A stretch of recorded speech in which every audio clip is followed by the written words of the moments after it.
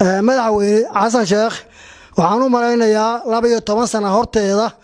ayaa Axmed Madoobe waxaad u dooratay madaxweyne ismaamul goboleed waxaan marka garan lahayaa ilaa maanta dastuurka u qoran Soomaaliya kuma jirto muxuu Kismaayo 12 sano nin taagan oo aan la hadlaynin war hadda waxaan isleeyahay haddii kolley 12 sano wax u dhig la iska haysanaya adigu laguma bedeleenba adaa iska haysan lahaa 12 sano waxaan ku leeyahay arrintaas ayada maanta haddii alla ku xasuusiye ee aad tagtay 12 sano Axmed uu haystay dhibka maanta laga cabaaday mid ka sii weyn ayaa u yaala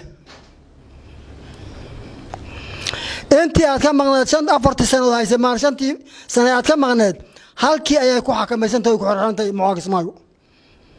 haddana waa ugu timid waraabo la tagid barta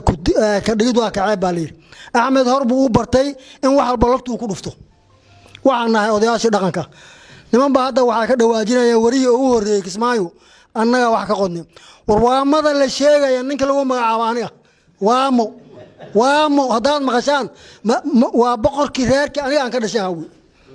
maanta godob aan wax uma sheeganay kuwii aan la wax buu soo dhaweynay la dhashay ulaad ku salaxay Axmed Xasan sameyn maayo oo bana fadhina waxaan idin sheegay waxaan ku sheegayaa khayr Allah ku sii madaxweyne arrintaas adiga oo madaxweynaha maanta Soomaaliya arrintaas inaad nala aragto haddii awal dhig wax laga sheegi jiray maanta dhaayaad u soo aragtay waxaan jeclahay oo aan kugu soo dhaweynayna kugu amaanayna annagoo dhaqankii Jubbaland warkeena la dhageystaan doonayna war waxaan leenahay cod oo waxaan leenahay duco oo waxaan leenahay inkaar 12 sano Axmed inta uu madaxweyne ka ahaa guriga oo ma noqon wuu dudumay xataa xoolo lagu xariisanaya balgoobta inta la dhafiiriya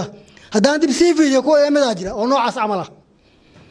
war wadanka si aan xornimo ugu noolaano arrintan ayada maamulka ka dhisan Soomaaliya hal la gaarsiyo jubbada hoose ee hal lagu faafiyo ee 4 sano isu bedelaya arrintaas oo ka dhaqanka